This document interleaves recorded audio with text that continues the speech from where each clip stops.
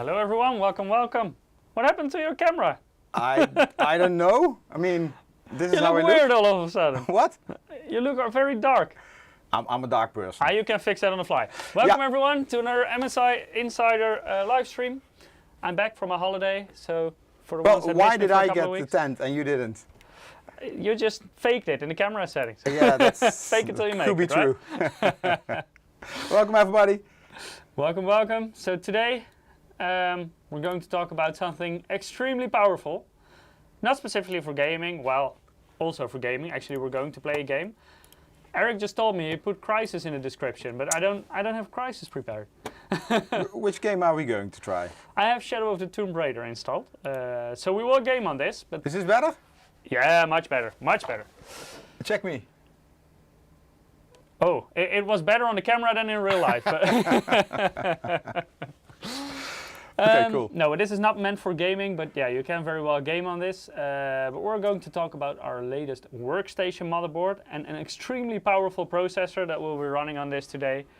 64 cores. 64 cores and 128 threads. It's the Threadripper Pro 5995WX, right? Do I say that Something like that. Yeah. Later we will get to all the numbers and it will be a live stream about benchmarking, technical stuff, and Crysis? No. Okay, Shadow no of the Tomb Raider. Tomb Raider. Okay, we're going to run Tomb Raider. Yeah. So first we'll talk a bit about the setup we're using today, about the motherboard itself, about the CPU and the CPUs you can use on this motherboard, and this platform in general. I also have a second system right here. It's actually underneath the desk, hidden. It's our Meta gaming desktop, and that one runs a Ryzen 7 5800X. So we have two systems, can I already show them? Yeah, we have two systems. Here you see them side by side. One is the workstation system, the other one is just a regular gaming PC. It's quite high end, I would say, 5800X. A regular gaming PC, quite high end? Yeah, it's a good gaming PC. Yeah, Let's it's a say good like gaming that. PC, indeed. It's not an entry level gaming PC, like 5800X is decent gaming PC. So you can compare a bit of the performance, what kind of workstation like performance you would get out of a real workstation and out of like a mainstream gaming PC. Yeah. The core count is a bit different. The core count is very different. And the memory as well. Yeah, the memory as well. But for the rendering workloads we're going to bench today is mostly the CPU difference that you will see between the two. But just a sneak peek, the system actually runs 256 gigabytes of memory. Yeah, but it's not full, right? Because it can do 2 terabytes. You don't have modules that can go that high. No, but I mean, like technically it supports. In theory, if the modules would exist, then yes. But I think this is about the maximum you can do right now with the modules currently available. Yeah. So our friends from Kingston helped us with some nice Kingston Fury Beast memory. 256 gigabytes of memory in total, and it's also 8-channel memory. So there are 8 modules that all have a separate memory channel. So normally on mainboards you find something like a dual channel? Yeah. So even if you have like a 4-DIMM board, mainstream platform still only has 2 memory channels, but this one has 8 DIMM slots, and all of them have a separate channel. Yeah. So for productivity workloads, that's pretty insane. We also have a giveaway. I saw the chatbot was running on YouTube and Twitch, so you can check it out over there. We're also live on LinkedIn. We're live on our global YouTube channel. So welcome viewers. If you want to participate in the giveaway, you can go to msi.com/2/insider or click on the spam link from our spam bot. You need to spam link in a spam bot. Yeah, it's a spam bot, right? It's very informative, right? The bot. True. What's the giveaway, Mike?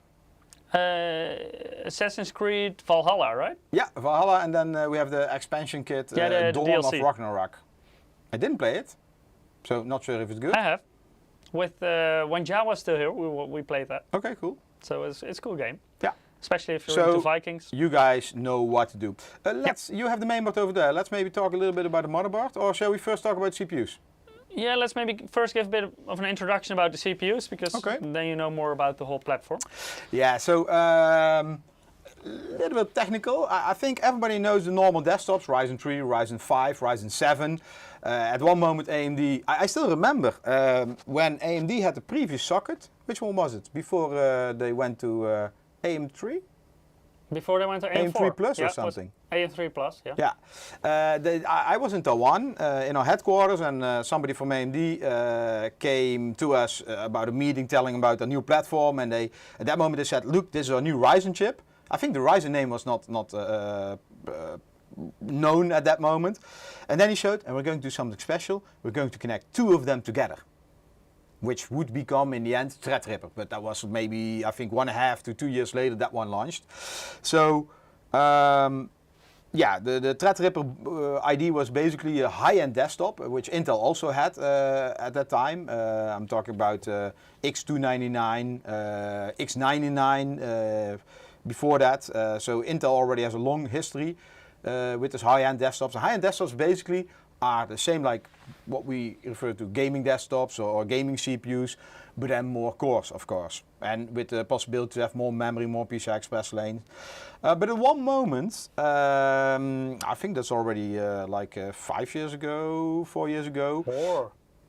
Maybe more? Well, you don't know what I'm going to say. I have a feeling. Oh, okay. Anyway, I was going to say, so AMD introduced the Threadripper, and then at one moment, you know, the normal Ryzen CPUs get that many cores, and they introduced the 3000 Threadripper Pro 3000 WS. So WS stands for Workstation series, and for that moment, they actually focused with the normal 3000 series on the Threadripper platform for the normal consumer as a high-end desktop. And with the WS, the Workstation series, at the pro consumers, the content creators. So that's also what you see in this slide. That one was still based on the Zen 2 core, and this 5000 series is based on the new Zen 3 core. It's still DDR4. So basically, in terms of architecture, this is very comparable to what you see on AM4 with the 5000 series. So same architecture, same memory support, etc. But still you get a decent performance boost, not only because of the higher clock speeds, but also because of the memory, the cache architecture.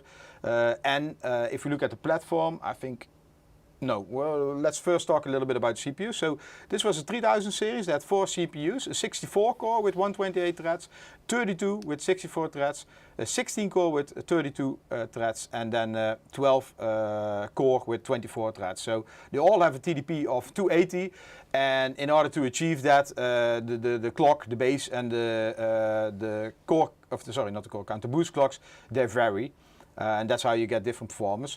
So with the right chipset, with the WRX80, you could also get 8 channel on this one. Now, these are the new CPUs, and AMD announced these in March of this year. And until now, they're only available at one OEM. I think Lenovo is selling them as a full system, so you need to buy a complete PC. So not the individual CPU, but you get it as part of the whole workstation. Yeah, indeed. And now for us, it's the time to introduce these motherboards. So the CPUs you can also expect in some time. We're actually ahead of the curve with the motherboard. But AMD allowed us to talk about it. So and these are the new CPUs. They are already on the market, but not available in the channel, only available as a complete OEM system. Basically now they have one CPU more, so the 64/128. The 3264, and then a new one is the 24 core count with 48 threads, 1632 and 1224. So I will go one slide back. You see the 280 TDP, it's basically the same, and this is also what we know from Zen 3. It's having a higher IPC, higher performance with the same TDP basically. And that's quite interesting because especially the high IPC is helping the Threadripper 5000 WX series, because that was lacking in the previous version, and that's also why you now can play games. And it's actually quite efficient as well, because of course it is well, not for your wallet. No, not for your wallet, but in terms of like energy efficiency, of course it can consume quite a bit of power, but it has 64 cores and it will translate into performance as well. Under very heavy workloads, you will see later on, I will also show you the power consumption, but it's still relatively limited when you look at the core count and that all the cores are running at maximum performance at that point. And basically it's the same Zen 3 core as you can find in your Ryzen 7 or Ryzen 9 CPU. And they're also very efficient architecture. Indeed. Some people may be wondering, why do you also have these Threadripper Pro CPUs with relatively low core counts, because then maybe you could also go for the mainstream platform, because there you can also go up to 16 cores. But the platform itself also offers a lot more. So in terms of memory, in terms of PCI Express, we'll go into more detail about that later. But that's this why is already you talking also about the platform. So in the past we had the TRX40. I believe you know this. We also did a live stream about this motherboard. Yeah, but the Creator TRX40 motherboard. Yeah. Indeed, and this chipset, this platform is basically called WRX80, and like you see already there mentioned, in the past it was more focused at high-end desktop, which was basically, you know, also the high-end desktop also has some overlap with the workstation space, or maybe the server CPUs like the Epic ones. So yeah, it was a very difficult position for that, and now it's clearly positioned as a workstation platform, so you can consider this as a cheap Epic CPU. Of course, Epic has a lot of other benefits and different platform features. So 8-channel DDR4 3200. Well, later I will show you what you can do on our motherboard. Supports ECC memory. You don't have to, but it supports it. Up to 2 TB, like what Michiel already mentioned.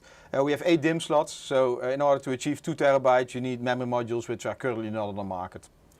Anker is asking, no DDR5? No, this is based on the Zen 3 architecture, like you also know from the AMD Ryzen 5000 series for the AM4 socket. And those indeed only support DDR4 memory. If you look online, you probably see some rumors about the next generation platform for this with DDR5.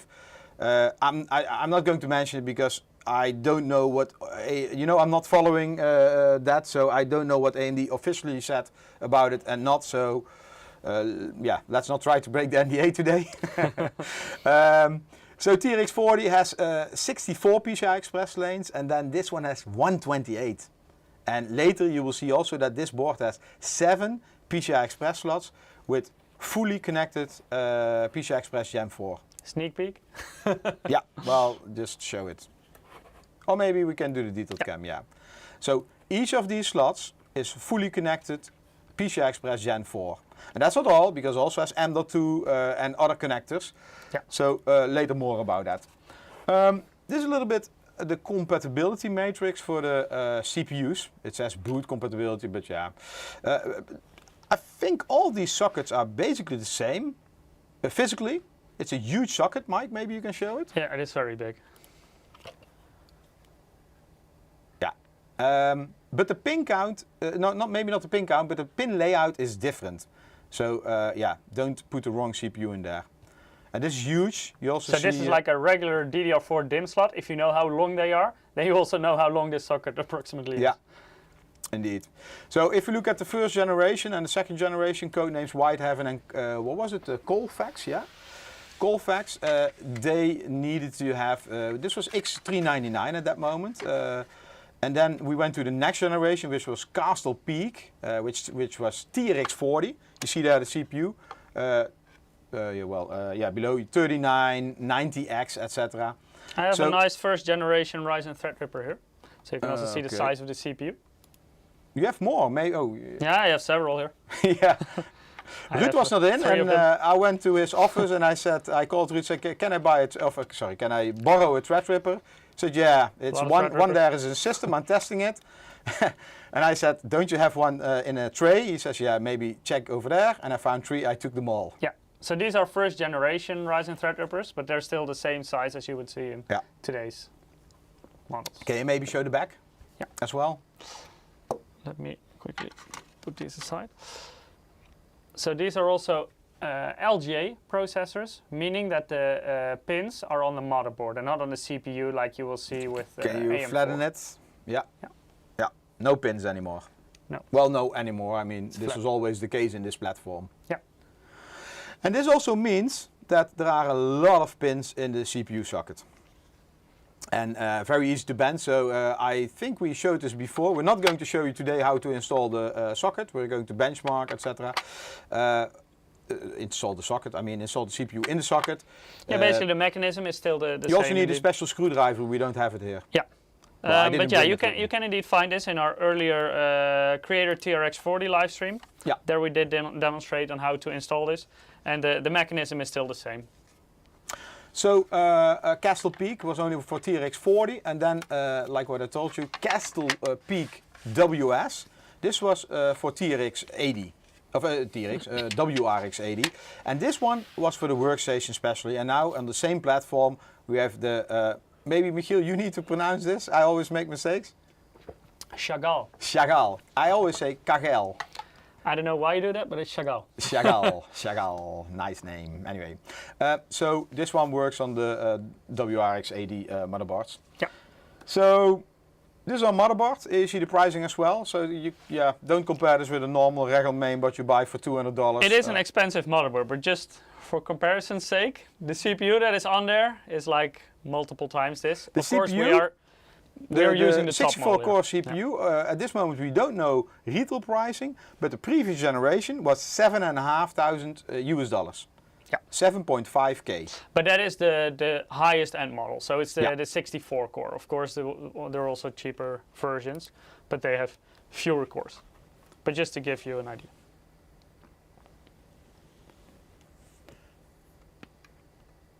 So it's also a very big motherboard. It's extended ATX. It's heavy? Really, really heavy. Also has to do with the huge backplate here and the huge heat sinks. So it's by far the heaviest board at least consumer style board I ever held, I think. Yeah, so let's look at the CPU diagram. So the CPU has 128 PCI Express lanes, and a lot of them go to the left top corner where the blue PCI Express slots are located. So 7 fully connected X16 Gen 4 slots. Of course, you can, maybe Michiel show the motherboard again. Yes. If you put a normal, like a 3090 Ti in there, it works, but then you can only fit half of them because you need to. I can actually show you the test bench I have in front of me because there is. You also have a GPU over there, right? No, I don't, but I have a 3090 Ti on this test bench. Here we have I can show you from the top. Oh yeah, that's also okay. Yeah, let me show you from the top. Then you can see what it basically blocks. Which IP? 58. 58, that's new. So this is on the test bench, and as you can see, you can still see 3 slots. From the 7. From the 7, indeed.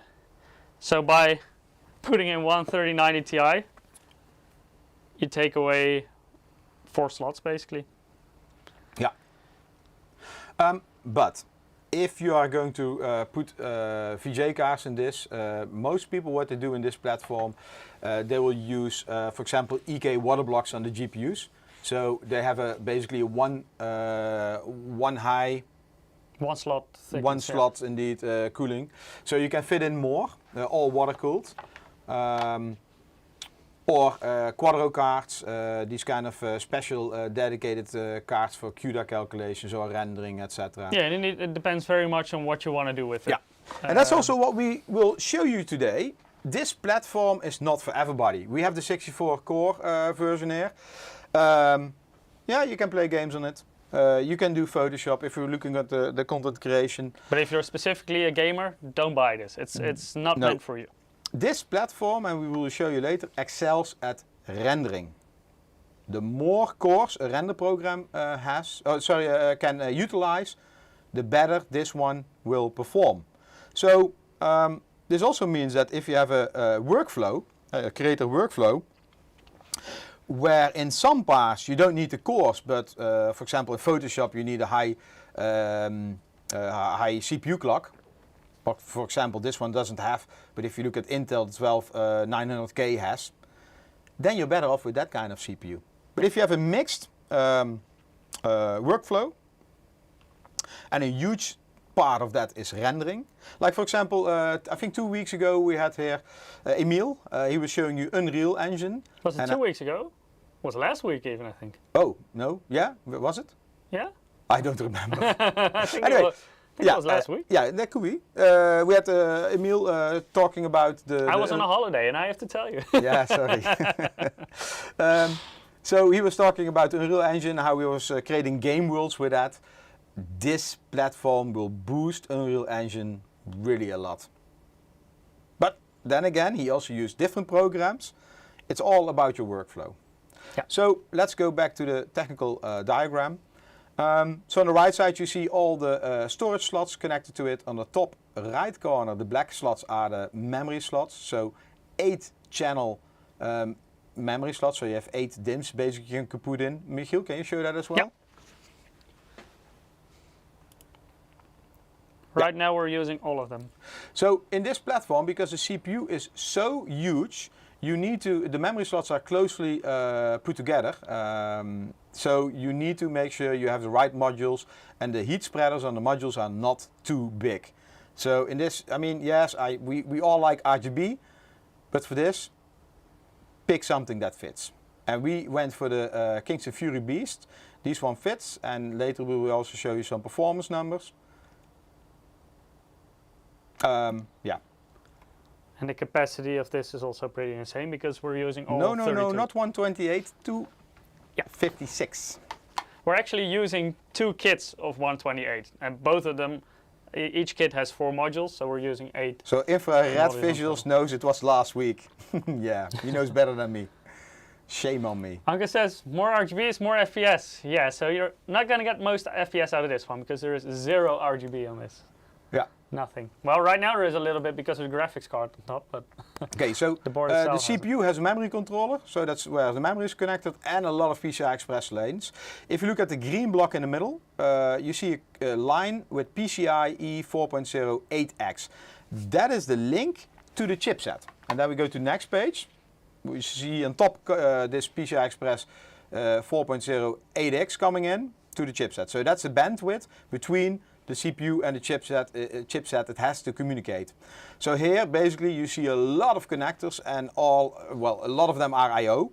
So we talk about Wi-Fi, USB, LAN, audio, these kind of connectors are all connected here. But also SATA, both internally USB and externally USB. Tamir says, does support DDR5 memory? No, only DDR4. And that has to also with the architecture, it's Zen 3 architecture, like you see on the AMD Ryzen 5000 series. And there is only a DDR4 controller in here. So it's also not possible to release like a different DDR5 motherboard because the memory controller, there is no DDR5 memory controller within the CPU. So it's specifically DDR4. But also for these types of systems, you don't benefit from DDR5 as much as you do in certain other types of load. No, and that also really depends again on the workload. So yeah, but what it is meant for, it's more about capacity than about very high frequency. There are of course very specific cases where the highest frequency will benefit you a bit, but in most render workloads you benefit more from a higher capacity. For example, if you're going to do, the big problem at this moment is that a lot of, for example, Adobe programs, they cannot utilize all the cores at the same moment. Yeah, maybe they can do like 24 cores, maybe 32 cores, but 64 cores is too much. And then also you have the shift in some markets from CPU rendering to GPU rendering. So they use, for example, the CUDA cores or other cores on the CPU of GPUs to render the frames. The problem over there is this has all to do with precision and accuracy. So the CPU delivers the best quality, but GPUs are catching up. But that, yeah, so Adobe is also a little bit behind on that. So if you are, for example, doing the rendering of a video, you probably will not utilize all, and then there are programs to basically fire up your render engine multiple times. This also needs more memory. I think what you best can do, the number of cores equal, times 4 is the amount of memory you need for a workstation. So this one has 64 cores, so times 4 is 256 gigabyte of memory. Mr. Manor is asking, or saying this GPU or this CPU good for 3D Blender. And later on we will also demonstrate Blender with both this workstation CPU as well as a regular 5800X Ryzen CPU. Okay, Michiel, can you talk a little bit? Then I will check the giveaway because somebody says it's ended. Okay, I'll talk a bit about the power design, because of course with the CPU like this, you can go all the way up to 64 cores. It will draw a certain amount of power, and especially if you also want to do overclocking and stuff like that, you will need a very, very beefy VRM design.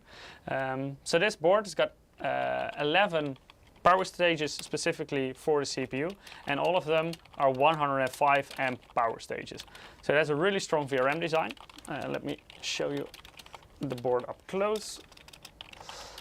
Then I'll also show you the heat sinks on here, because the VRM design is basically separated on both sides of the socket, and both heat sinks are fin stack heat sinks. Michiel, please don't go back to the PPT. Okay. Because I need to fix some things. Okay. Don't dox me. I won't dox you. So these are all micro fins, and that's to increase the surface area of the heat sink, so you get better VRM cooling. Right here, you can also see the chipset. There is also a small fan in there. So a lot of cooling on this board, backplate. Later we'll show you a little bit more about it. And the VRM on this board is specifically important because on a motherboard like this, you're going to run the CPU at 100% load quite often.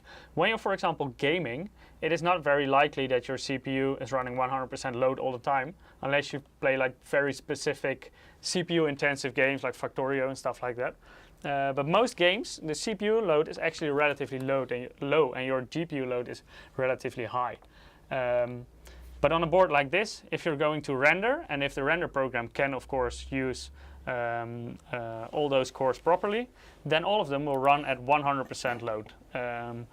And also, if you're going to render several images or maybe a video, stuff like that, then it will do that for an extended period of time. So it is really important that the sustained load, the sustained 100% load of the CPU is possible on your VRM.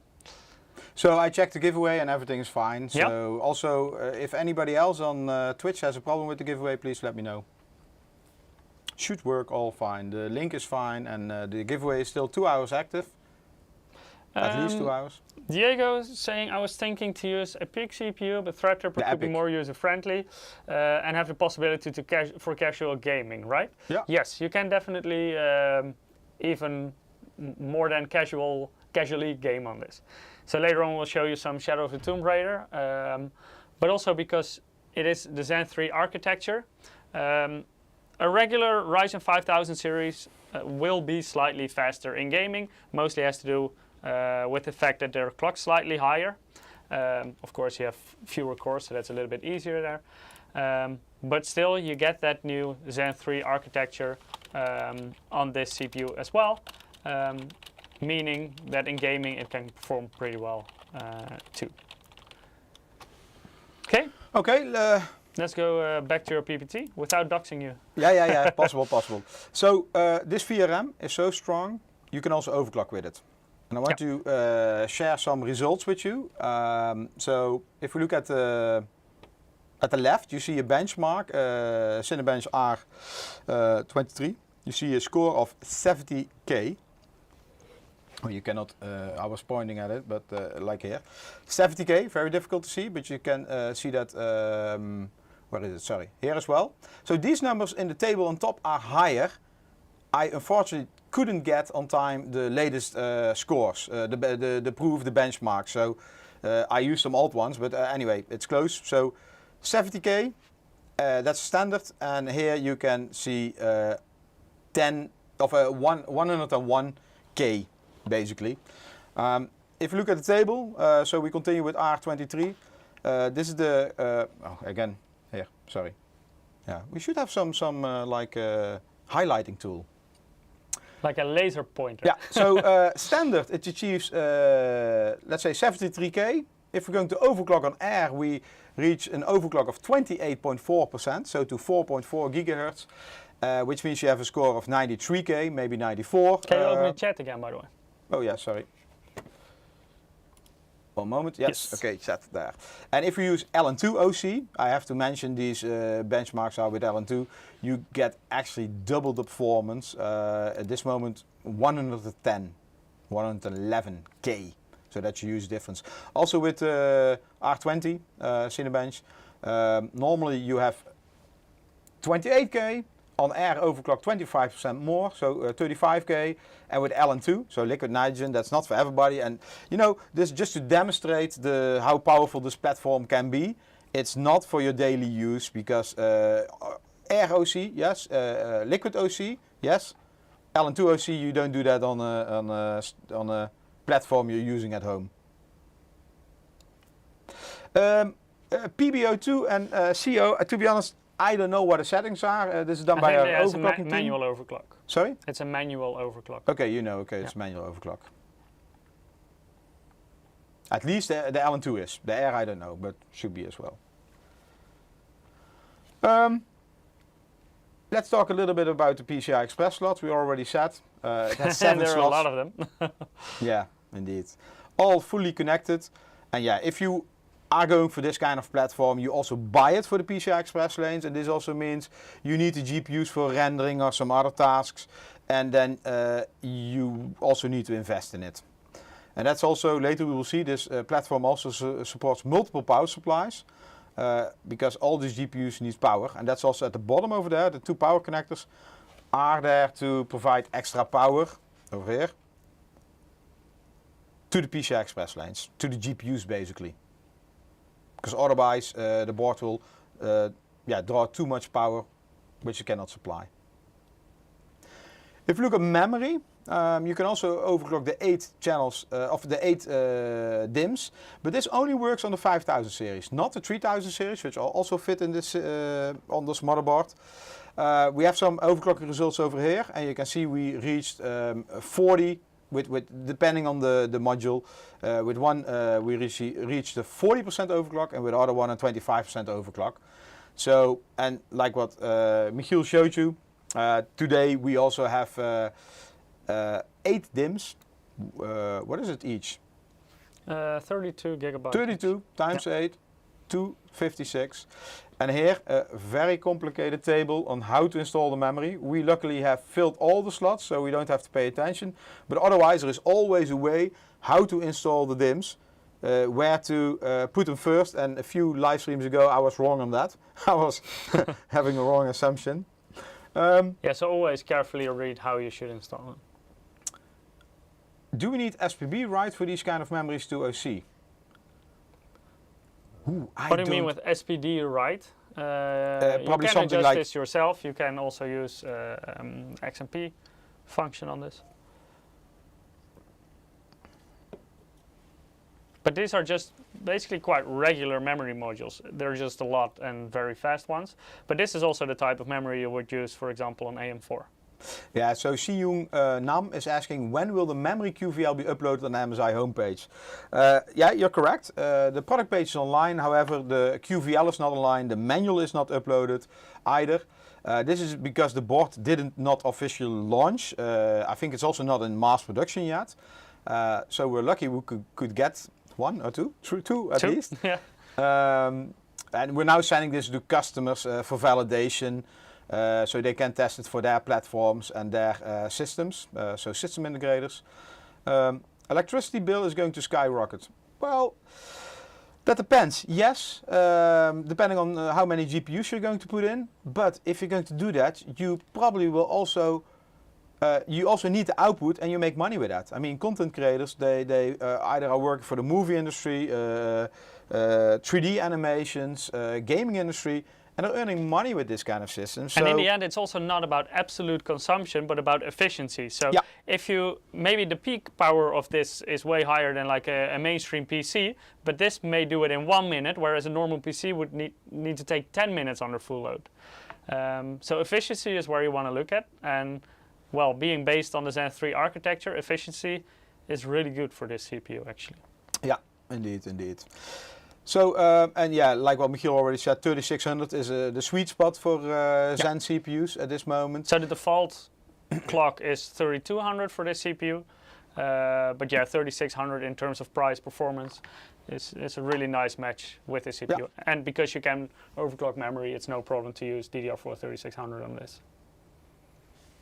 Yeah, gotta spend money to make money. Yep. Johnny Boy understands it. Let's talk a little bit about the motherboard itself, Michiel. Yeah, a lot of, I already showed a bit of the cooling with the VRM part, so big FinStack heatsink. Here's the chipset. There is a fan in there. Can you angle it a little bit that people can see the fan? Yeah, left and right. Yeah, like that. It's difficult to see. Yeah. So there is a fan in there. It's semi-passive. So zero frozer technology is included. So that basically means it's only running when it's needed. Yeah, exactly. And yeah, these are not the fans you had 20 or 30 years ago, which make a lot of noise and break down. Yeah, technology has come far, and now they're also smart with something like Frozer AI. On the back, a huge backplate. Also helps to dissipate the heat. Also strengthens the board quite a bit, because as you can see, I think it's actually wider than it is tall. And then on the side, on the M.2 slots, you also have M.2 shield Frozer cooling. So a lot of cooling on this board, and it makes it really, really, really heavy. And on the both sides of the VRM, also the FinStack. I think you already highlighted. Yeah, FinStack here, FinStack there. Yeah. Can you you have a screwdriver? Yes. Let's talk a little bit about storage, about the M.2 slots. Yeah. Let me open one up. This morning we had a problem again. Michiel removed some heatsink from AMD motherboard to show some chipset. It was for internal training, and I was putting it back on. And who destroyed it again? I'm not sure about that. I'm blaming you anyway. Yeah, you were smart. You were leaving the screws and the heatsink on the table, like next one will make it, fix it, and the next one was me. And then I discovered some broken screw. And then it's for you easy to say, yeah, Erik, typical Erik. Do you really think it's a coincidence that every time if you touch a piece of hardware, it dies? That's the reason why I'm sitting right here and you're sitting right there. Here, I opened the side up. That's where you see Can you show the heat sinks as well, please? So it's one very long M.2 shield Frozer heatsink. Yeah. 2 thermal pads underneath. So thermal pads on both sides, at the bottom and at the top. And there is also a metal plate at the bottom, so the thermal pad is sitting on that, so it's cooled from 2 sides. Yeah, so double-sided M.2 shield Frozer. And that of course has to do with the fact that more and more M.2 SSDs run memory chips on both sides in order to get higher capacities on those M.2 SSDs. Yeah. Then we have 8 SATA slots on the side. Yeah, so those are the black connectors, and then on the left you see... these are the SATA ones. Yeah, on the left you see 2 U.2 connectors, and U.2 maybe some of you don't remember or never saw this, but basically U.2 used to be also a digital connector, basically the cable version SSD of the M.2 slot. So it's also PCI Express. Yeah. I don't know when this was introduced, but it used to be on consumer boards as well. But then basically M.2 took over. I think it was around the same time frame that they were introduced. But this was more of a server enterprise kind of connector. No, in the beginning it wasn't. I mean, in the beginning this was the cable version of the M.2. Yeah. The problem with M.2, of the benefit of M.2 was that it was used in notebooks, and worldwide a lot of notebooks were sold. So the price of the M.2 SSDs, it was dragged down a lot by the volume, which this didn't have. However, this is still used nowadays in the enterprise market. And they have a lot of different small form factor connectors with PCI Express signals. So and basically, in terms of interface, they're actually the same. It's still PCI Express, so it's like M.2. But this, I think, is PCI Express Gen 3 X2, I think. Not, or maybe X4 already? I know there were several revisions at that time. I would think, back then. But right now it should be 4x4, I suppose. Ooh, I even doubt that. Yeah. Anyway, what is this SSD? 700 something? Sorry? The SSD, what is the name? Intel 700? This is a 750 series. Oh, 750, but this is a very old model. It's only 400 gigabytes actually. So nowadays that's not very big. But yeah, this SSD was still in our department from the early days of U.2. Oof. What was the first generation with U.2? That's quite a while ago. Yeah, that's a long time ago. Anyway, on these kind of workstation and also server boards, you still see these connectors. Yeah. Case. Later we're going to talk about the case. The backplate of the motherboard, is it metal? Maybe you can let the heatsinks touch, or is it my style? Sorry? Let the heatsinks touch. Cling, cling. Let me quickly screw this, like back together before we continue. Should do this the correct way around. Quickly, okay. I'm enjoying sort of quickly.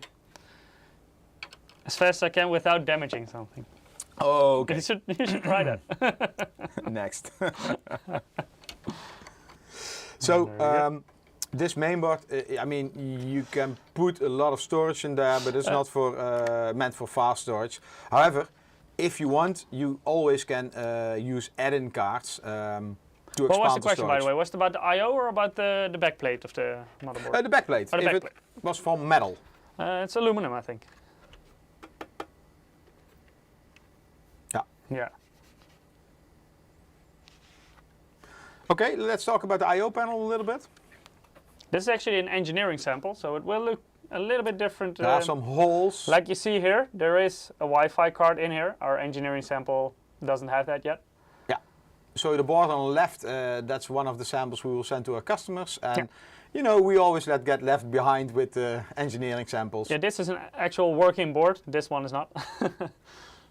Well, it's... At least not 100%, right? No, yeah. What was it? Oh, the fan speed was running always. We needed to update some firmware.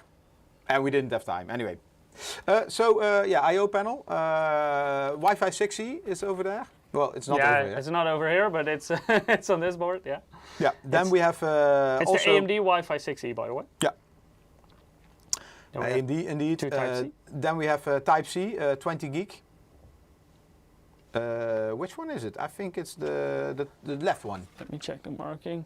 The top one. Yeah, the top one is indeed, this is 20 gigabit per second, this is 10 gigabit per second. But to be honest, at this moment, there are not a lot of devices which use this. Did you already see one? That use 20 gigabit per second.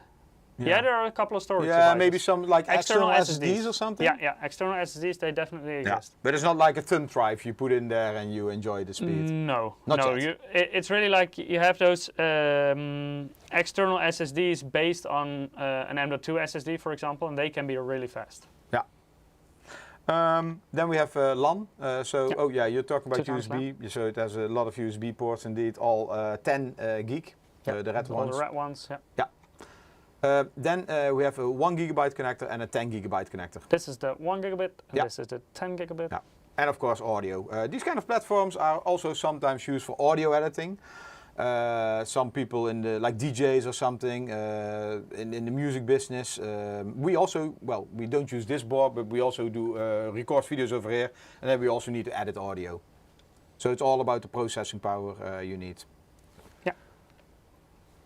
Let me see. For the most part, most people don't need this particular motherboard. Yeah, indeed. You know, this mainboard is not for consumers. This mainboard is meant for people who probably earn money, hopefully, with their computer. Yeah. And this is about content creation. And yeah, Michiel will show you some benchmarks that this is mainly for rendering and not for something for Photoshop because your core count is too high, your clock speed may be too low. Yeah, there is a lot of software that cannot really utilize this many cores. So in those pieces of software, sometimes it's even slower because a CPU with this core count is not clocked as high as like a regular platform, mainstream platform CPU. Maybe, Michiel, we can do the giveaway? Yeah. Because then we will do some benchmarks. I think we you know, we talk a lot about all the small stuff. We just run some benchmarks, then everybody can see the speed difference. Let me see, where am I? Winners. Do we have winners? We will have. If you haven't participated yet, go to MSI. I'm a little bit behind schedule, just do 2. Yeah, let's do 2. So to participate, go to msi.com/2/insider or follow the direct link to Gleam that the bot will put in the chat once every 5 minutes. Yeah, and you get both the game and the DLC. And the DLC, yeah. Dawn of Ragnarok, right? Yeah. Indeed. Oh, it's right there. Okay, the first 2 winners is Assassino. Assassino, yeah. Yeah, and the second one, what are names today, Good luck. guys? Nangyangji. I think this should be pretty okay. Congratulations. Yeah, congrats. In the coming days we will send you the game code, and like what Michiel said, you can still join in order to win. Yeah, Michiel, let's do some benchmarks. Good idea. Well, where do you want to start? Let's maybe first take a look at the system itself. Here you see some information in Hardware Info 64. So as you can see, we're running AMD Ryzen Threadripper Pro 5995WX. So here you can already see it's a 64-core CPU, and it supports simultaneous multi-threading, meaning that every core will supply 2 threads. So 64 cores, 128 threads. We're running the WS WRX80 motherboard that we've just shown you. There are 8 DIMM slots on there, and all of them are filled with 32 gigabyte Kingston Fury Beast DDR4 3600 memory. So a total of 256 gigabytes of memory. And all of them have a separate, all those modules have a separate memory channel. So it's 8-channel memory. Then the graphics card we will be using for the gaming part of it later today, where we'll show you Shadow of the Tomb Raider, is the RTX 3090 Ti Supreme X. Yeah, we took this GPU because we don't want to have any GPU bottlenecked game, so we can really focus at the GPU. At the CPU. Yeah, so we will also show you Shadow of the Tomb Raider both in Ultra HD resolution, but also in 1080p. And it may sound a little bit weird, but 1080p is actually harder on your CPU because you're rendering more frames, so it will get more CPU bound rather than GPU bound. So yeah, later on we'll show you a little bit of gaming on there as well. So it's not specifically meant for that, but of course you can game on it, and it's still based on that Zen 3 architecture that you know from the mainstream platform already. Okay, let's maybe start with some Cinebench. Yeah. So. Maybe you need to introduce our other system? Or are you going to do side by side? Let me open some stuff here so we can see, for example, the package power. Oh, maybe you can first show everybody the number of cores in the task managers. Yeah, you can also see it here already. You see a big list. But let me quickly show you task manager as well. So if you go to performance, here you see all the different cores. As you see, only one is a bit under load right now. The others are just idling. Yeah, so and this is one of the big challenges for this kind of CPU, because you need to have the software which utilize this. And your normal Windows, Windows 11 is dealing better with the number of cores. But yeah, you really need, and games will not do that. I mean, they need 4 cores, 6 cores. Let me see, what kind of information do you guys want to see during the run? Maybe some temperature information. So this basically, here you see all the CCDs. So they are basically the chiplets with the cores within the CPU. So here you see there are 8 different CCDs, and every CCD has 8 cores. So 8 times 8 is 64 cores. This is something you also see in the mainstream platform. So if you have an AM4 CPU, like the Ryzen 9, the ones that are up to 8 cores, they can do with a single CCD.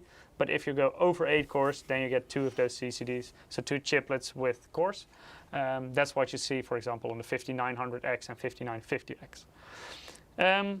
This will basically show the highest temperature among each of the CCDs. So let's open that one up. What else do we want to see?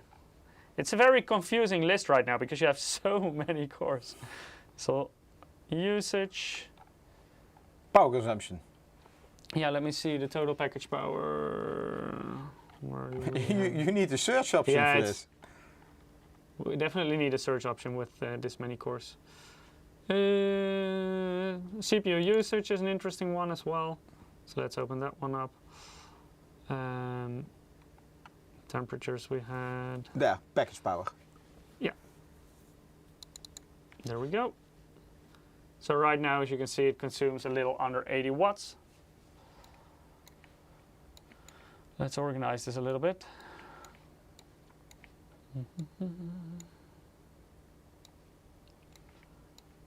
And then let's run some Cinebench. Okay. let's also fire up our second system. So well, maybe first do this one alone. Yeah, it's fast enough. When we were pre-discussing this live stream, we had a benchmark which took like 17 minutes. The Adobe Dimensions. Oh yeah, that one takes very long. Yeah, so we were like, okay, nobody's going to wait for that. Yeah, that's too long of a benchmark. But we've got some nice shorter benchmarks, and especially on this CPU, Cinebench is a very short benchmark. So let's just run it quickly.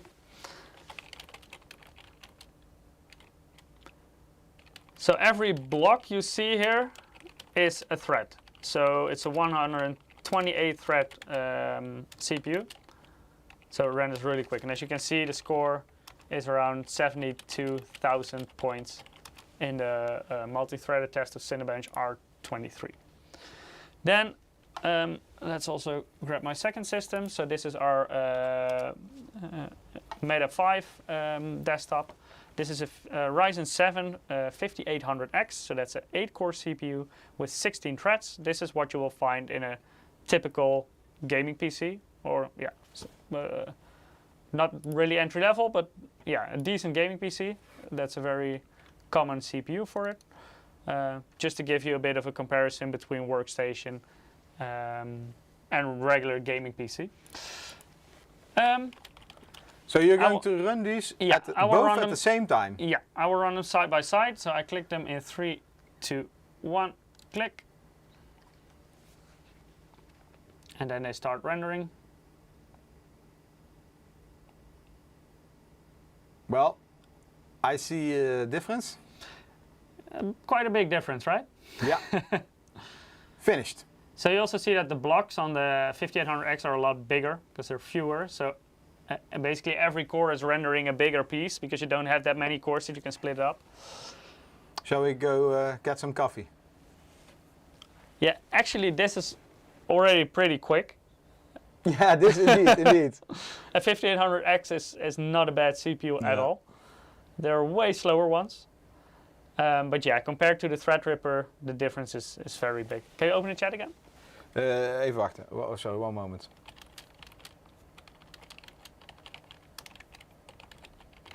So still rendering. Yeah, now the 5800X is finished as well.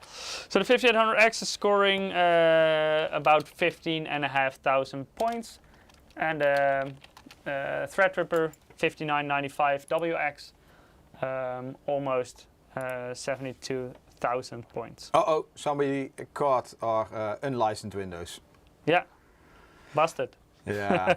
Well, this is because we always change hardware, and Michiel was already complaining he had issues with some audio because of the unregistered Windows. I found a workaround though.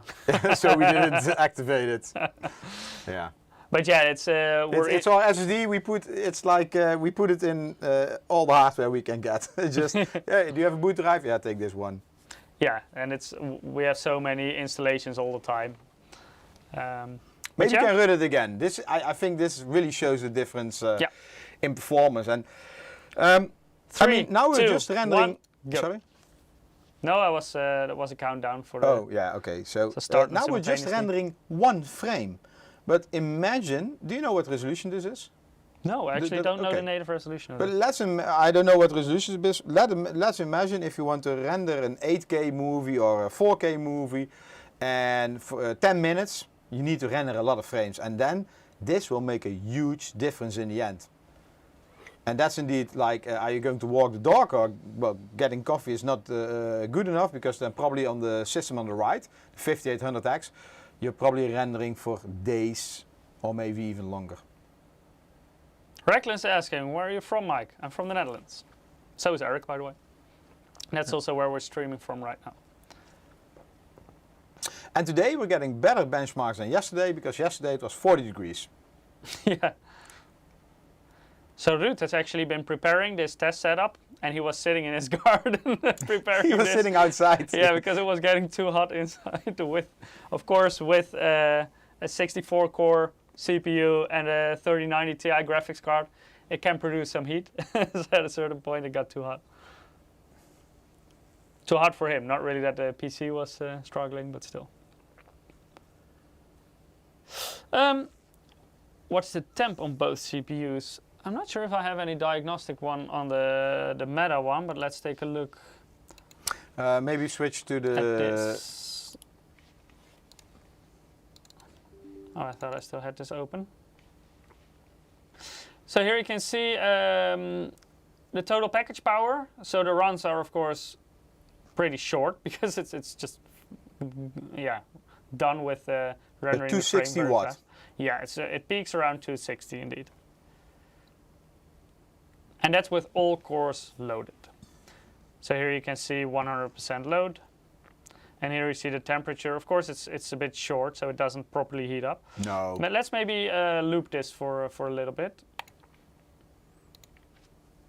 Then it will just keeps on rendering the same frame over and over again. Yeah. So you get a better idea of temperatures. Of Let's temperatures, switch to the other power. system.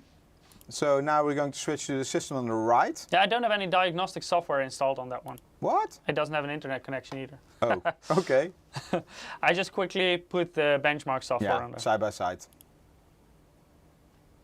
So right now, this one just continuously renders and renders and renders. If we go back to, here you can also see it in the task manager. So you see that every time it renders, it goes back to 100%. And if we go back here. A question about cooling. Shabishito. Is the S360 good enough to cool the 5990 WX? Yes. Yes, it is. And It later is. we talk a bit about cooling, but we already discovered basically you can do air cooling. I mean, there are air coolings for this CPU. But I wouldn't recommend it. No, indeed. Yeah, the better cooling, the more performance you can basically extract, because also this is how the Intel, the AMD CPUs work with all the boost speeds. So cooling is essential. And well, we don't recommend a 120, a 240, or a 280 liquid cooling. We have one 280 in the MSI assortment, which comes with a bracket, which is the 280S. S280, yeah. Sorry? Oh, sorry, S280 Yeah, indeed, which comes with the bracket. So that one... Because that's our most powerful 280 millimeter. Yeah, indeed. all-in-one So liquid that cooler. one you can use. But all the other coolers which are on the recommended list are the S360 of the 360 versions, and then we're using the S360, which is the best one in our assortment. FatDocs currently. 8 says there is not much difference between 280 and 360. That's correct. True. It's a 360, tiny bit bigger surface area, but the difference is not huge. Yeah. So especially the S280 is also a very capable all-in-one liquid cooler. So that one But comes still, with we the- don't include the bracket with all 280s, only with one model, with and the that's higher probably end one. based on testing. Yeah. As you can see, it only runs like 65 degrees Celsius. I have to admit, we have air conditioning right here, so I think it's, what is it, like 20, 21 degrees? Something like that? 20. 20 degrees? Yeah. So that's the ambient temperature. But yeah, even though it is like a 64-core CPU, the architecture is very efficient. So the power draw, of course, it is higher than what you would see on, for example, the 5800X, but it's not an extreme power draw. Another thing why the temperature is relatively low compared to what you're maybe used to from mainstream platform CPUs, like Elder Lake CPUs can get quite a bit harder. For example, we tested the 12900KS with the exact same liquid cooler, but the package here is much bigger. So the CPU itself is much bigger, and that helps a lot with the heat dissipation. Because if you would compare this, for example, to the 12900KS that we were using, that is actually a very tiny CPU. So if you have the same power consumption on that CPU, the temperature will be a lot higher, because it's basically a stamp size CPU. So it doesn't have the surface area to properly dissipate the heat to the liquid cooler. That's a lot easier if you have a bigger CPU like on this Threadripper, and it also helps a lot with the cooling. So here I have a slide about the cooling, and yes, of course, passive heatsink works, or not passive, heatsink works. With 280 you can cool it. We don't include a bracket, only with the S280. But this one is also, it can overclock. And that's also the extra headroom, the boost speeds, PBO, those kind of features. If you want to enable them, and if you want to make use of it, then you need to have a good cooling. And we're using the S360, the bottom one, in the list. It's actually still rendering and rendering and rendering. So I'm going to stop this one. Set this back to off. So yeah, that's a bit what you get in terms of power consumption of the CPU. Usage, of course, 100%, because Cinebench can utilize all cores to 100% at the same time. So it's, yeah, for those kind of workloads, like the 3D rendering workloads, this is a perfect CPU, because those programs are usually very good with utilizing cores. Whereas if you play a game on this, you only use a couple of cores. I think even modern games use like 4, sometimes 6 cores in very specific circumstances, 8 cores max maybe. But like even if you go from like a 5800X to a 5900X, you don't really see a big difference, because games cannot utilize the extra cores. And if you go all the way to 64 cores, of course, maybe you can show a game? Yeah, let's do a bit of Shadow of the Tomb Raider. So let me open this one up, because that will also give me Afterburner. So we get some visual effects. Yeah, we get some more information while playing the game. And there we go. Let's first run it in 1080p. Then I can also switch my resolution to Ultra HD.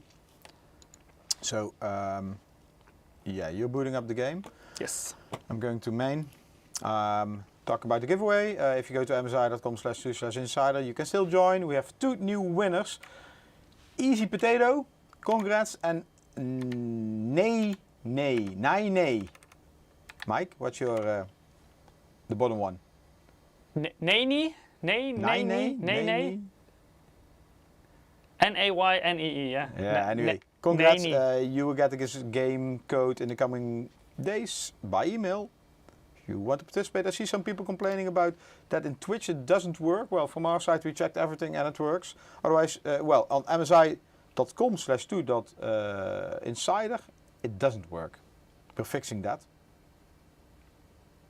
But at this moment it does not work. Okay. So this is Shadow of the Tomb Raider, currently running 1080p, DirectX 12. Graphics are at the highest. We can put them lower if you want, whatever you like, because basically by setting them lower you will render more FPS, you will make it more CPU bound, but let's maybe first run it in the highest settings. There's a nice benchmark tool in here. Graphics card that we're using is the RTX 3090 Ti Supreme X, so it's a very high-end graphics card. Can you open the chat again, by the way? Sorry. In the middle of the screen at the bottom you see the specs we are using. Yes. So we're running Afterburner with OSD, so you can see some diagnostic information. CPU load is extremely low. It was at 0%, that's very low. But yeah, it's not specifically high. Power consumption of the CPU is currently 149 watts. So CJ scored a 3070 Ti, an MSI one. Nice, nice. Finally.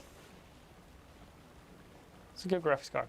3070 Ti is, in terms of price performance, pretty good. So yeah, power consumption of the GPU is of course a bit higher, because it's a gaming workload, so the GPU is loading more than the CPU in this situation. So this is 1080p? Yeah, this is 1080p Ultra. Later on I can also put the settings on the lowest, so you can see some more CPU load and lower GPU load. Yeah, so this is one of the big differences compared to the previous 3000 WS series, because that one based on Zen 2. So you didn't, yeah, you have a less efficient architecture. You didn't have the high clock speeds, lower IPC. So it was not really suitable for gaming, and I think that's changed in this generation. Of course, you don't buy this for gaming, but we're just showing you, you know, you can do it. Ooh, that's a nice birthday present. 3080 gaming. Oh, it's a very nice birthday present.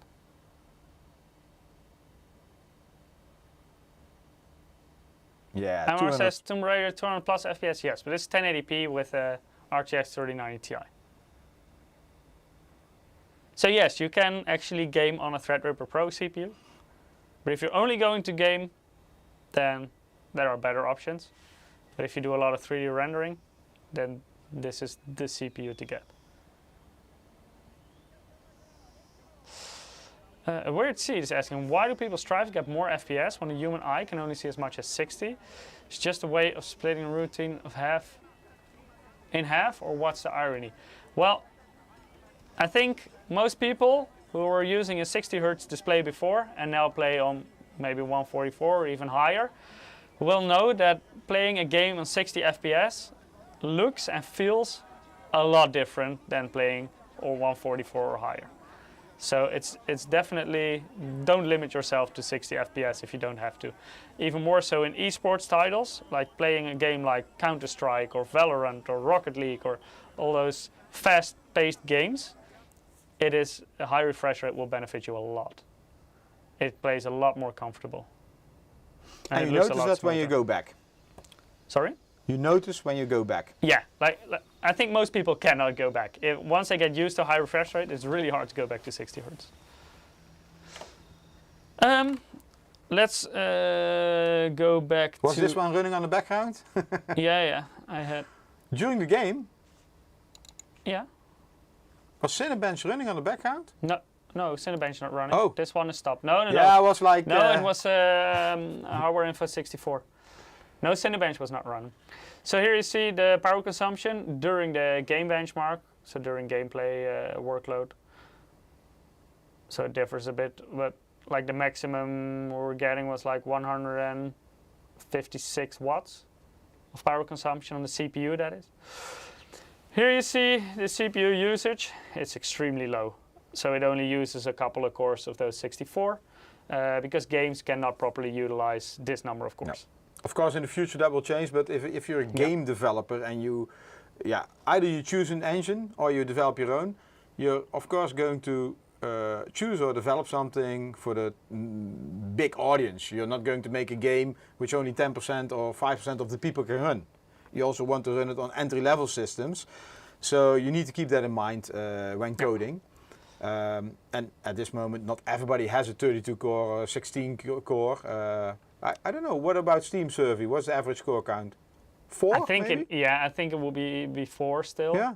But I would say now some game engines can properly utilize 6 cores. I would say. Yeah. So if I would build a new gaming PC, I would go for 6 or more.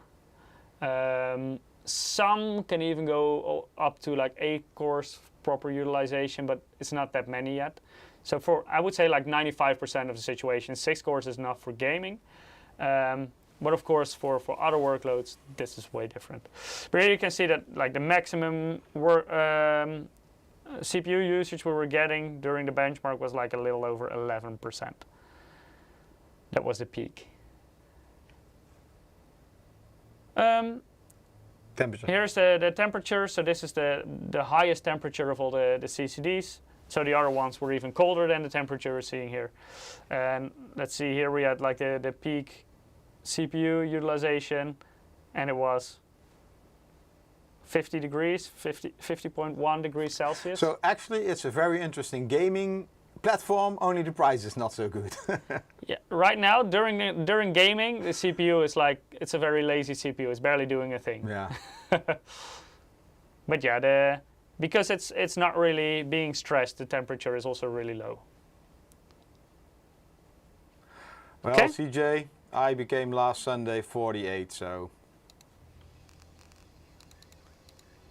Then let's put it to lowest and run a benchmark again.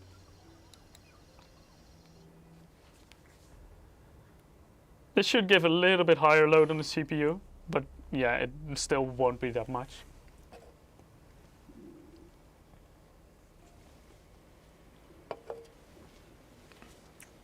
MR is asking how to participate in the contest. Go to msi.com/2/insiders. No, Mike, we have several problems. I see. So first of all, our landing page isn't working. Oh. We tried to fix the script, but it didn't work. So Jeroen will fix that. Okay. And I see somebody or several people on Twitch complaining there is like a notebook giveaway. Anyway, Peter is looking into it.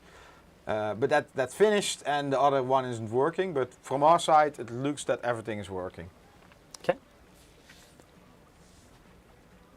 Anyway, otherwise you come back next week. We'll have more giveaways for sure. So this is 1080p low settings.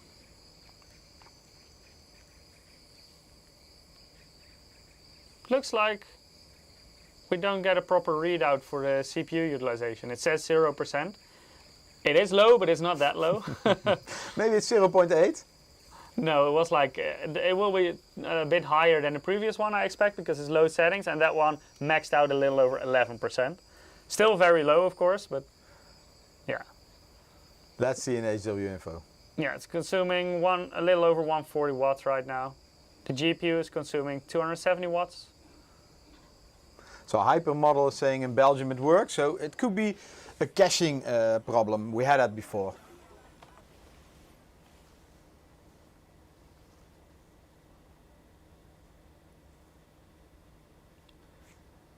Yeah, so FPS, pretty high.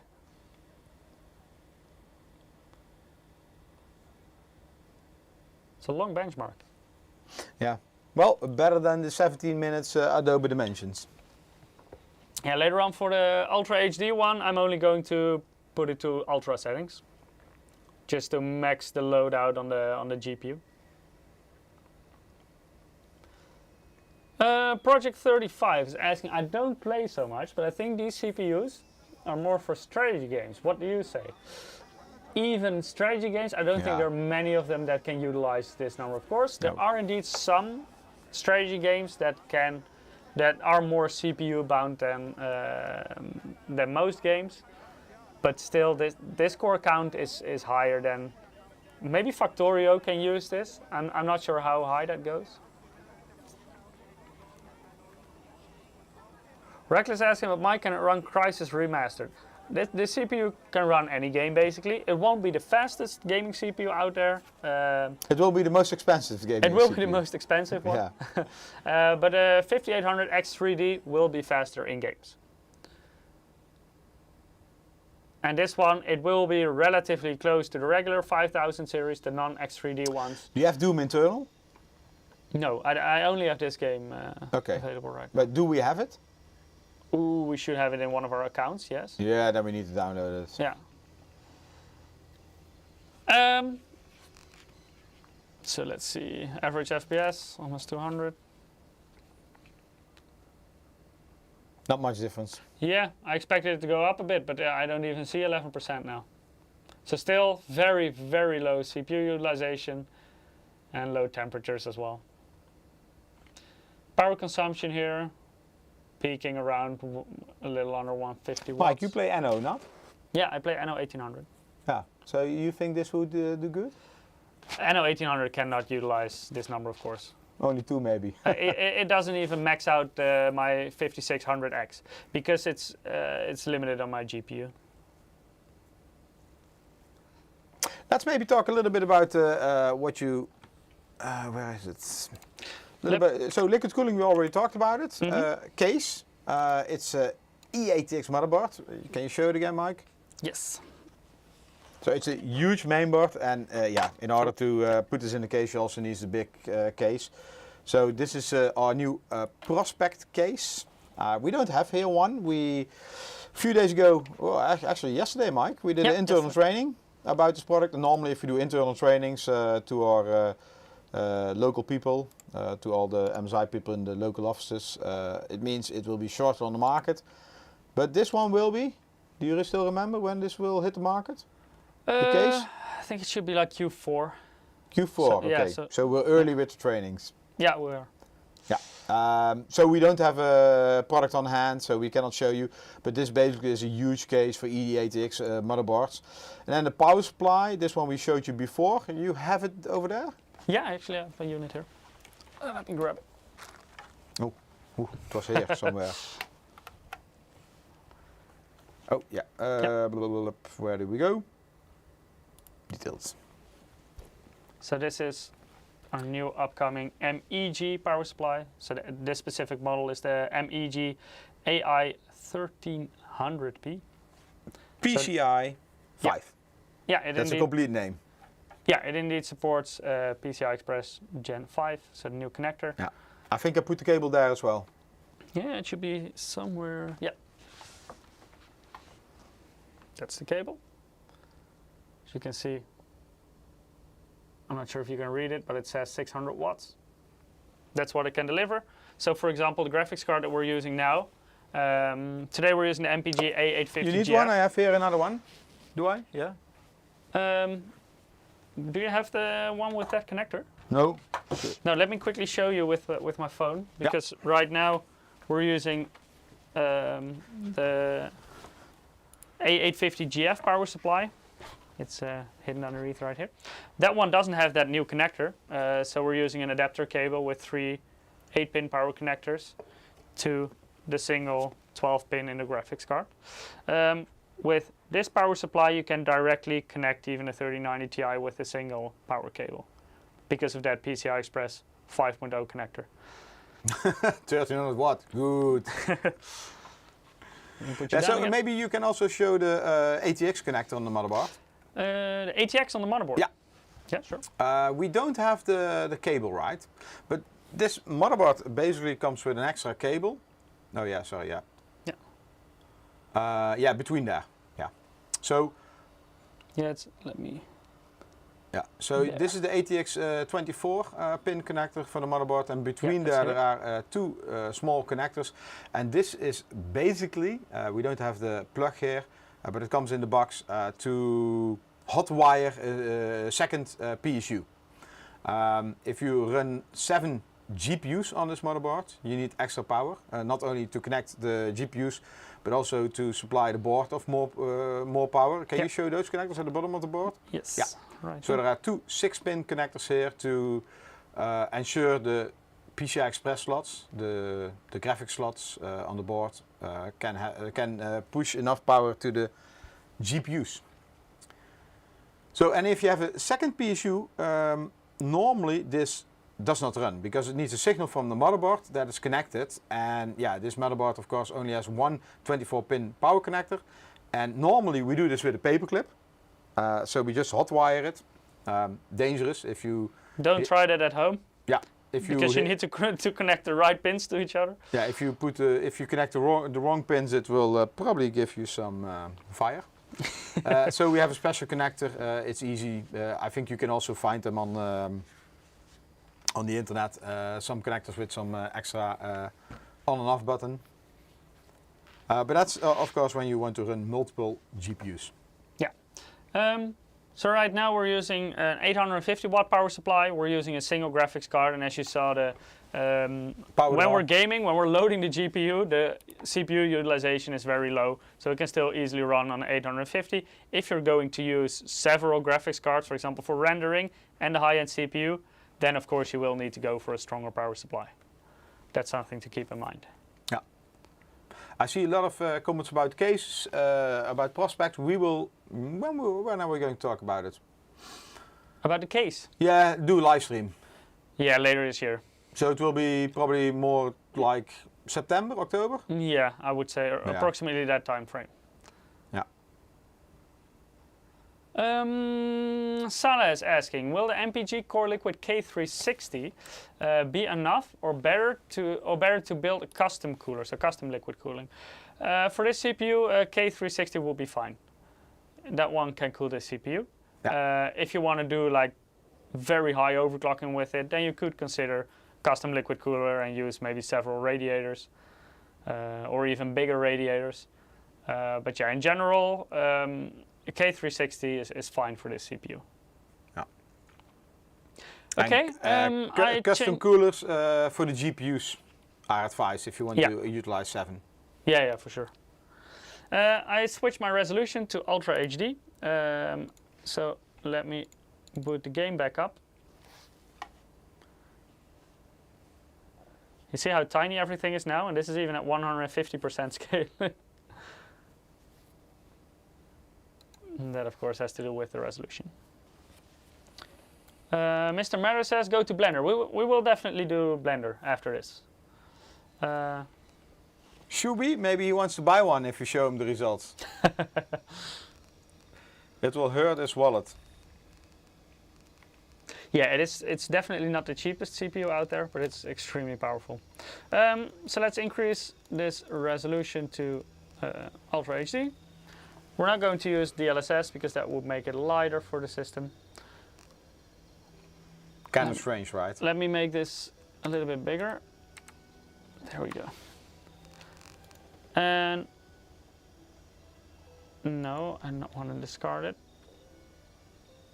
I want to keep that, yes. Let me check, yeah, it's correct.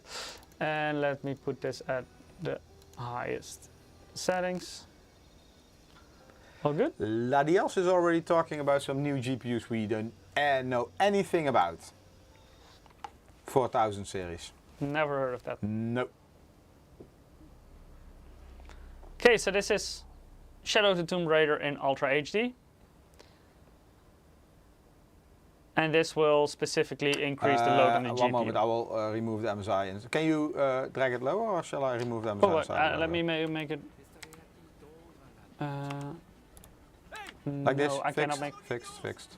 No, I have another trick. You can bring it back, look. Oh, you with your tricks. Ruud made this overlay, and he told me how to do that with shortcuts. Shortcuts. Yeah. Maybe Ruud should do a live stream here about how to make this overlay, because it looks really nice. The and overlay it's possible looks an nice, afterburner. but CJ Bill already noticed what doesn't look nice. Motion blur is on. Oh.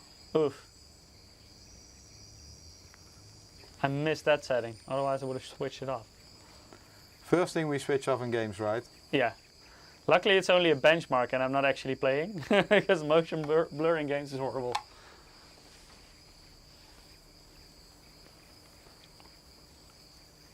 So this is Ultra HD maximum settings, running on the Threadripper Pro CPU with a 3090 Ti graphics card. So yes, you can game on this, for sure.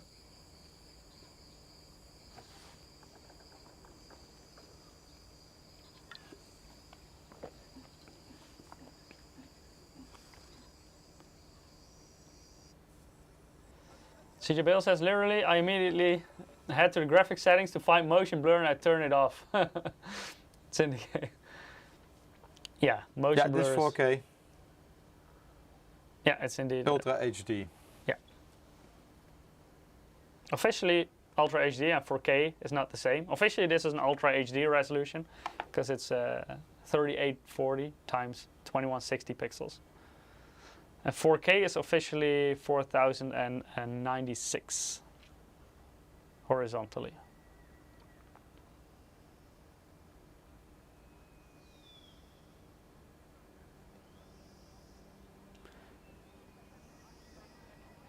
Yeah, CPU power consumption, even a little bit lower than before.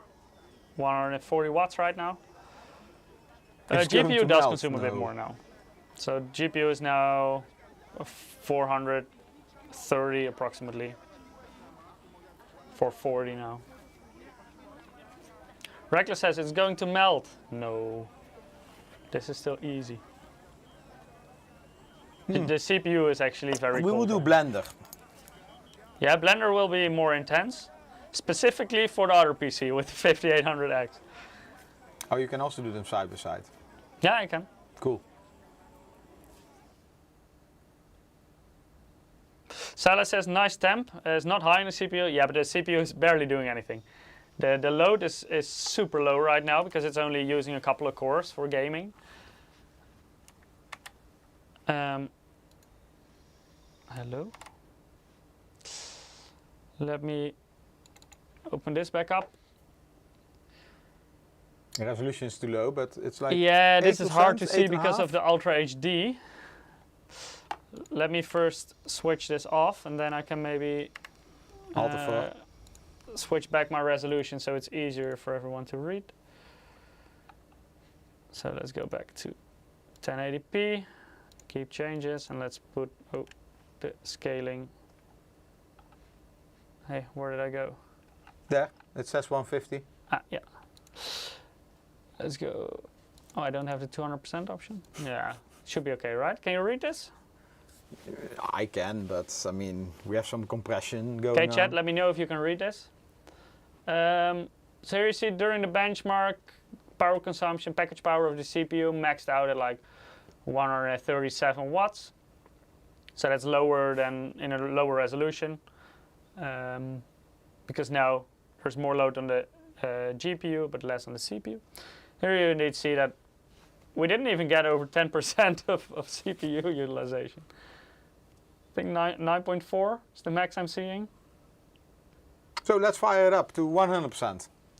Yeah, and here temperatures really low. This was after it ended. It was almost, yeah, a little over 50, but yeah, all very low.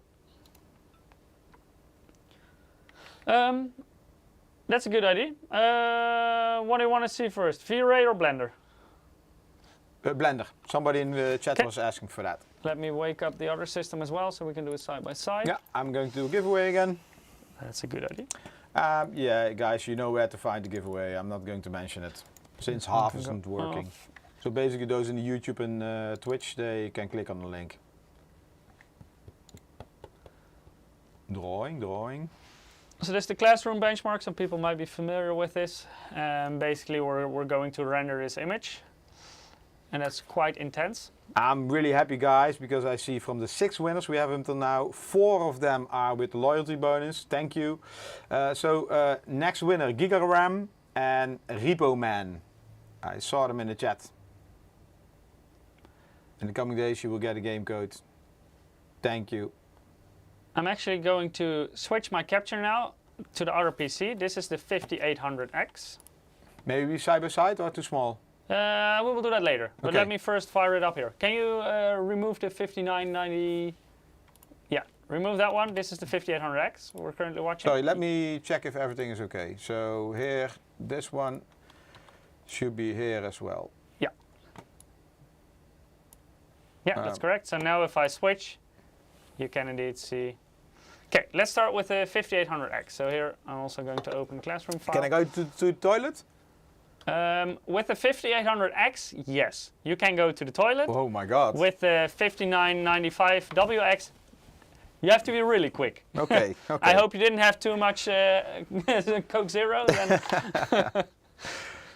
Okay, so render image. Now it's starting to render, and rendering this image is 300 samples in total. So you can see that right here. And as you can see, it slowly goes sample by sample, 10, 11, 12. Now I'm going to switch to our Threadripper system. So we're going to do the same thing. I think you can still wait until you have to start this one. And here you can see it doesn't go frame by frame. Oh, one moment. It goes way. Oh, it's right. Yeah. 49, 57, Yeah. 65. So just switching back right now, we're at 36, 37. And if I switch back to the other one, we're already at 113, 121. Yeah. So let me put them side by side. So the Threadripper one already looks a lot sharper because it's further with rendering this image. Currently, it's over 200 out of 300.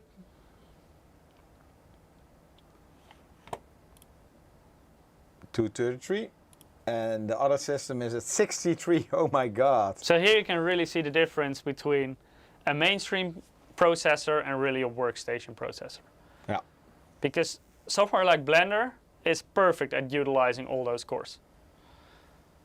So this one finished in a little bit over a minute, and the other one will still take a couple of minutes. So let's maybe in the meanwhile take a look at the load.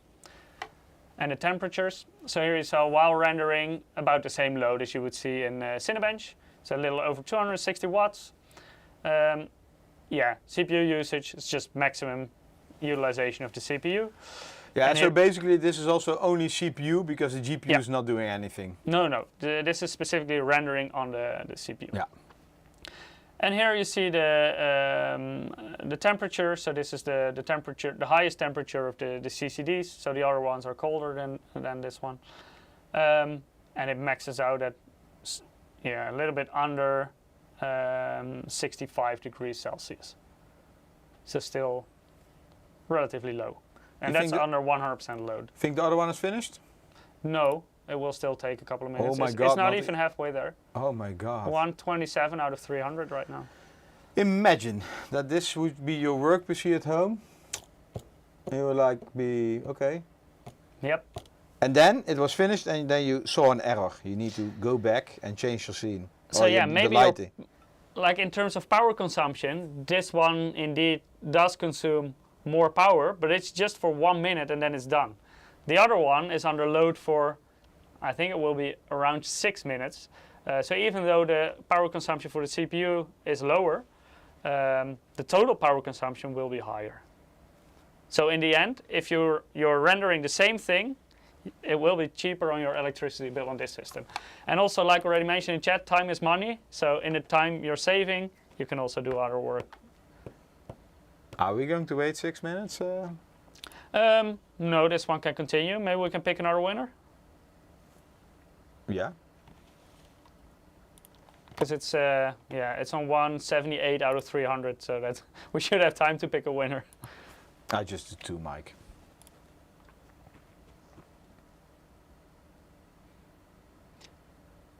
Yes, in the meanwhile, I could have ran this like 5 or 6 times on the Threadripper while running it on the 5800X. Congratulations, Maite Mark. You also won a game code for Assassin's Creed Valhalla and the Dawn of Ragnarok DLC.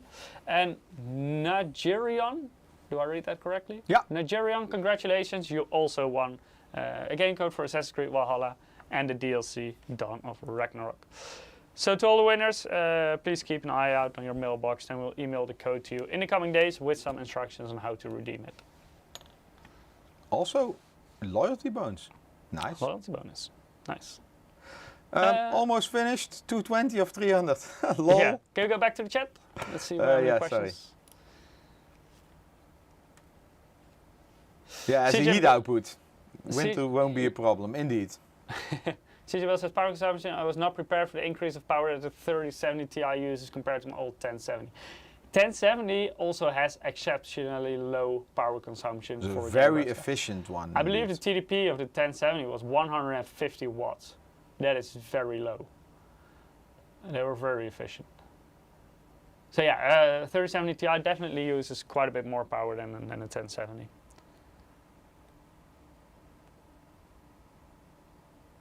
Hussein says my 3600X can do it in 15 seconds, then it will give me a blue screen. That's not very efficient. Well, in terms of power consumption it is, but not for your work. Yeah. Guys, Emil says about 850 watts for my 3080. Yeah, should be plenty. Oh my God, 275, almost there. Yeah. So the other one took a little over 1 minute. Hey, can we start the other one still? Rerun it and finish before the other one? No, not anymore. No, not anymore. Okay. But if I would have started it at like 250, then they would finish around the same time. I have a feeling we still can start it and win. No, it's not that extreme. This is amazing. It still takes a bit over a minute to render it. Yeah. But yeah, as you can see, we're over 6 minutes, so a little bit over 1 minute. And basically, if you do the math, it's an 8-core processor, 16 threads. Multiply that, and then it makes sense. Wow. So it's a lot faster. Yeah.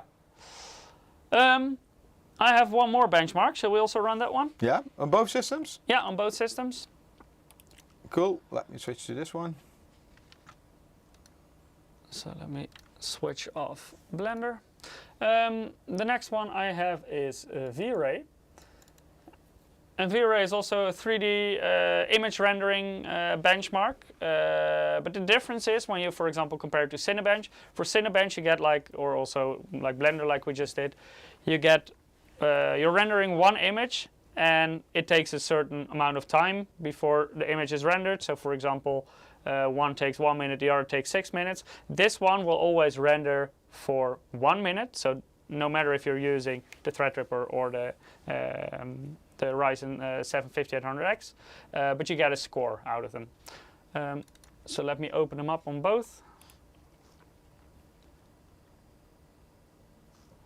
They also have CUDA and RTX benchmarks, but of course we're rendering on the CPU right now. So we're using the regular V-Ray benchmark. So let's start.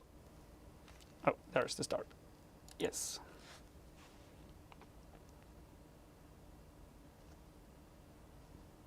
The 5800X is actually faster in preparing the benchmark. And now both will benchmark for 1 minute. Or render. You already see the difference. Yeah. This one already sharp, this one still filling in the dots. Yeah, and also the end result, because they will both render for 1 minute, the end result will be much, much sharper on one of them. On the Threadripper in this case. Star view. My keyboard's worth more than my CPU now. Yeah, so some people can buy a car of this CPU. We have 2 cars. Well, my girlfriend and I together, we have 2 cars. And if I would add the price for what I paid for each of them, if I would add them up together, that's about the price of this CPU. Yeah. And they were not new cars, they were second-hand. Says enough about what we pay Mike. Not enough, then I could be running this CPU at home. True.